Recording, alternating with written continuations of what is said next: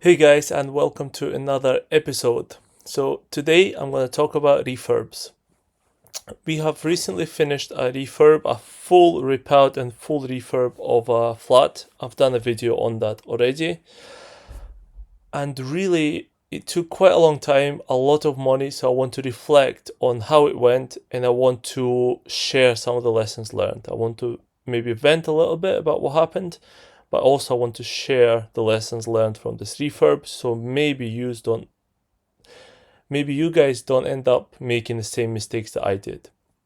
So this is a typical layout of a property. You come in, there's a hallway, bathroom, kitchen, living room, and 2 bedrooms. If you're doing a full refurb, what do you start with? What step do you do first, second, third, fourth? It's very easy to be like ourselves, get carried away and just start doing a bit here, a bit there, then have to backtrack, etc. But if you follow this structure, I think this will help you a lot. So number one is demolition and structural changes. So for that one, I would go into the property, have a look at all the walls and be like, okay, I think those walls are okay, but I maybe want an extra wall in there. There's maybe a dampness or a structural issue. Get that resolved, get the specialist in and get that sorted. And then just have a look around and make sure you're happy with the overall layout and make any changes if required. Then you want to remove all the old crap. So you want to strip any wallpaper, get rid of any old wallpaper, any of the Artex or thick painted ceilings, etc. Get rid of that where possible. Use specialists if there's an asbestos risk, but just pull it all down. Sometimes scraping it can be quite difficult, so it's sometimes easier, for example, if it's on a ceiling, just to pull the whole ceiling down. It's just plasterboards. You can then check the insulation, put new insulation if you wanted to, and then just put new plasterboards on afterwards. That might be the easier solution. You remove the old tiles, old plasterboards, destroy the old bathroom and kitchen, remove the old internal doors and any like shelves, built-in wardrobes where it's too old, just get rid of it altogether. Deal with any dampness, and potentially you would have like a skip where you could throw everything and that could get removed. You might need a few of those because you'll be surprised at how much crap comes out. I've got an estate car, so I was using that to take all the stuff to the recycling center, but that doesn't always work. So that could be a potential option, but another one is skip, or maybe a combination of both.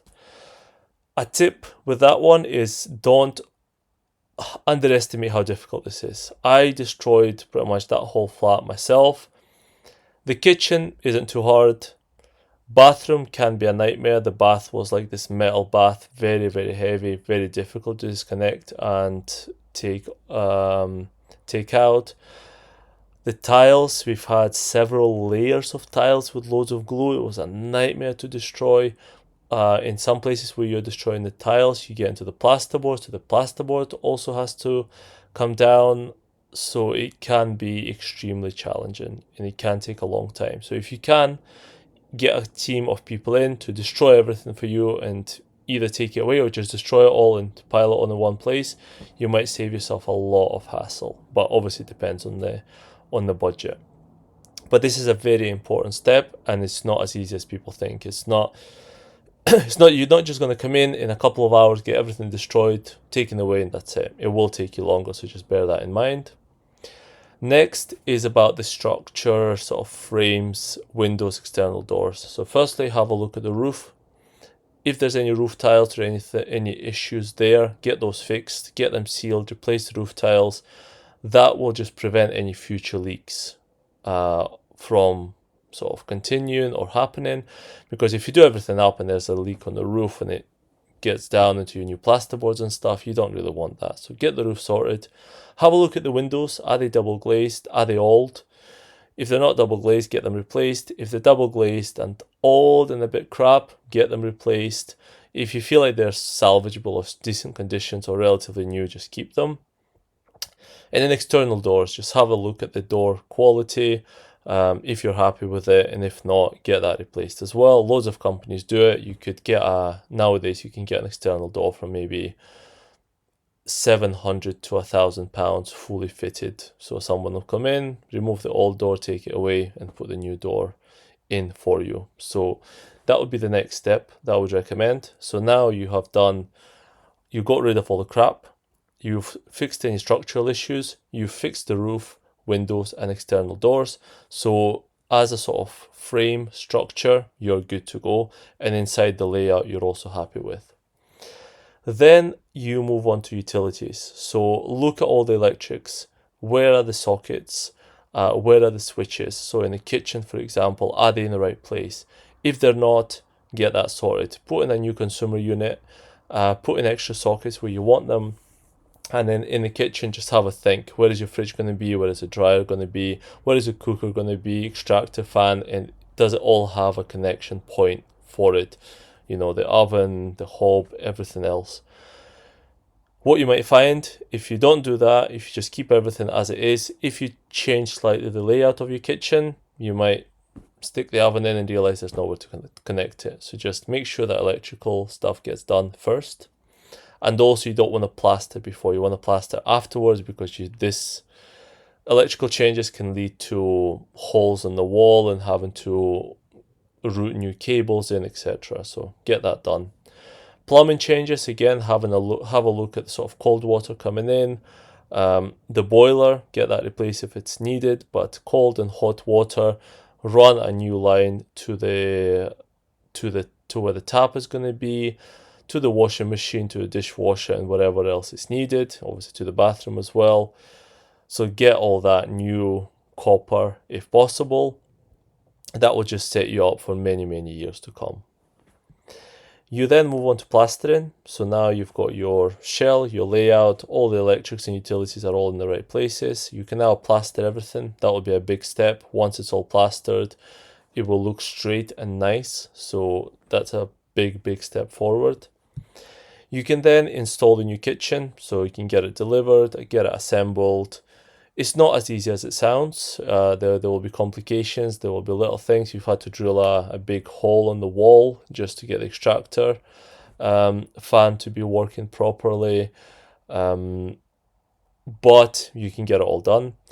Bathroom as well. I would put new tiles, whatever, 3-piece suite or whatever you call them, a shower or a bath. Get all that connected up and put in new things there. Paint everywhere, all the walls, ceilings. Make sure you use a good quality paint, especially for the kitchen and the bathroom. You want this waterproof type paint. You can then remove the old floors and put new floors in place. Obviously, you've been keeping the old floors all this time because while you're plastering, painting, if crap falls onto it, it doesn't matter. So you can now lift them, take them away, and put new flooring in. Then you put in the skirtings all around the joint of the floor and the wall. You put new skirtings all around it, paint them if needed, and then facings, I would also change them, the ones around the doors.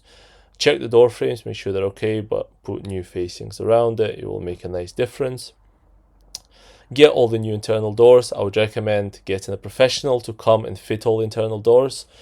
I got somebody in, they've done it in half a day. If I tried to do 8 internal doors, it would take me probably best part of 3-4 days. So get somebody else who does it day in and day out for a decent rate. They will come in, get your door sorted easily. Then put in lights, ideally nice LED lights. It will make the house bright and it will really showcase all of the refurb that you've done. And then snagging is just bits of silicone, fill in bits and pieces, maybe get the plaster back in, because if you scrape the wall a little bit when you were carrying the door or getting stuff out, get it all touched up. And then that's you.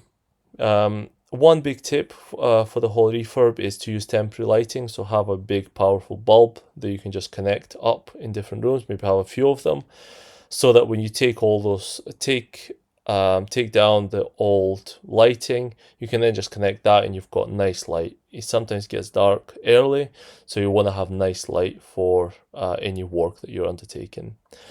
So for us, this took a long time, 6 months. It can be difficult. You might need to project manage things because the way things are, we're quite lucky. We've managed to find people who can do various things, but a lot of the time it's one person for plumbing, one person for electrics, one person for gas, one person for flooring. You end up with 100 different people, and having to manage all that can be difficult. But if you really have a decent enough plan, budget appropriately, it's quite difficult to budget for it, but just allow yourself more time and money because things easily can go over budget. And you should be good to go. So that's just some lessons from ourselves and my experience of the refurb. As I learn more, I will share it more in the videos because the whole point of this channel is to be chatting to you guys and sharing my experience as I'm growing in the sort of property sphere, although I've been doing it for 13 years, but very slowly. And yeah, I hope you enjoyed. I'm looking forward to doing more videos. Subscribe and see you in the next one. Thank you.